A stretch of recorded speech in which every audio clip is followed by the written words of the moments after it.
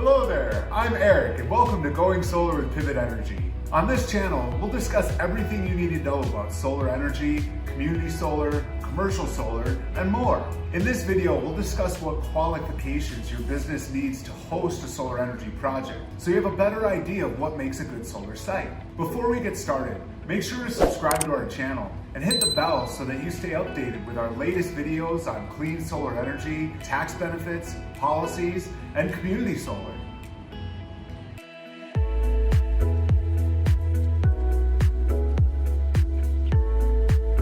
First, let's talk about the basics of what makes a good solar site. While it would be awesome for all buildings to have rooftop solar arrays, there are different variables that we need to consider before building a solar project. A good solar site has four main qualities. The first one being good sun exposure and an optimal orientation. Some rooftops get more sun exposure than others based on their geographic location as well as their orientation, north, south, east, or west. In the northern hemisphere, the ideal rooftop is one that has space for a south-facing solar array. South-facing is best because the sun is always along the southern part of the sky, and the panels can be positioned to capture the sun's energy throughout the entire day. However, as we always say, geography is not equal to destiny. We'll explore that as we talk through the other qualities of a good solar site. One thing's for sure though, there's nothing worse for solar performance than shade from a big skyscraper or tree, lowering the production of the solar panels. An ideal solar site is clear of obstructions so that the solar panels can soak up as much sun as possible throughout the day.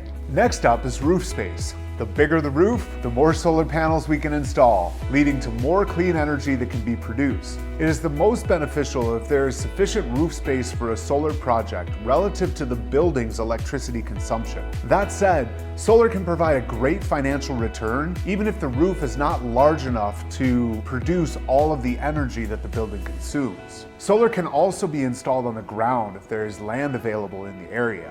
Finally, one of the most important characteristics of a good rooftop solar site is your roof condition and structural considerations. A typical rooftop system will produce energy in excess of 30 years, and the cost to remove and reinstall a solar array to re-roof a building can be substantial. It is for this reason that roofing materials should be relatively new when considering an installation. Also, the building's structure needs to be strong enough to be able to support the extra weight of the solar array. While worth mentioning as a qualifier, structural issues are rare as the solar array does not bear a great deal of additional load on the roof. Sometimes sites require a specialty or custom solar installation based on the unique needs of the location. We discussed the various types of solar installations businesses can deploy in our solar energy installation types video on our channel. Check it out to learn more. Now let's dive deeper and talk about the location of your potential commercial solar project and the different qualifications and considerations to keep in mind. As we mentioned before, when it comes to rooftop solar, geography is not destiny. Some of our biggest and best markets for solar are in states that do not get the most direct sun year-round, such as Illinois or New York.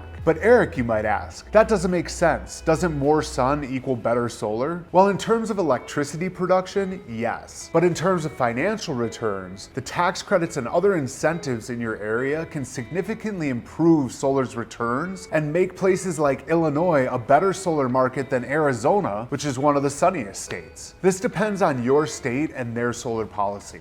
Policy is used by many states, municipalities, and utilities to establish programs to provide various incentives that act as a catalyst to increase the deployment of solar energy. Common solar policies include renewable portfolio standards, net metering, virtual net metering, community solar, and green roof programs. Check out our Solar Policy Explained video to learn more about these policies and how they impact solar development across the country. Along with favorable solar policy, solar installations can often qualify for tax credits, exemptions, rebates, and other incentives. You should also check out our video, Financial Incentives and Advantages of Commercial Solar Energy for Businesses, where I break down the various federal and state financial incentives. Working with an experienced and qualified solar developer like Pivot Energy will ensure you are able to take advantage of the incentives that apply to your specific project. And while many of these incentives can change, range, it's important to note that most are at their peak and going down. This is another reason why it's never been a better time than now to go solar. Another factor that can impact the feasibility of your commercial solar project is your building's ownership structure. Savings from your solar project come in the form of incentives and the reduction in utility bill costs. These savings and incentives need to be realized by the entity investing in the system.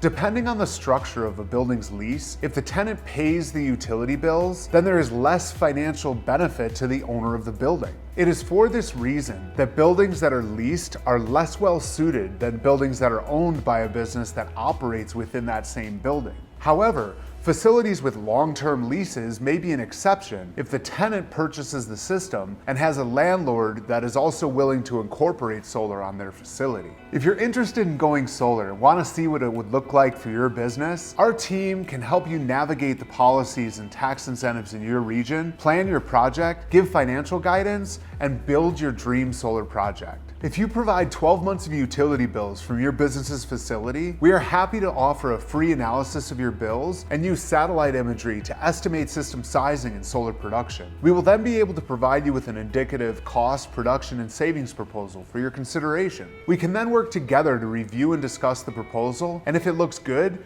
Pivot Energy is able to provide turnkey services to build your solar project. Please get in touch if you're interested in a solar solution for your business or if you have any questions. My email address is also listed below in the description, so don't hesitate to reach out. Well, I hope you learned more on how to qualify your business or building for solar energy. If you're passionate about clean energy and want to stay informed on solar energy developments, give our video a thumbs, subscribe to our channel, and hit the bell so you're notified when we post new videos. Every week we post videos on the basics of solar energy for businesses, community solar, and all the different ways you can save money and benefit the planet with solar energy solutions. Thanks for tuning in and considering solar energy, and I'll see you next time.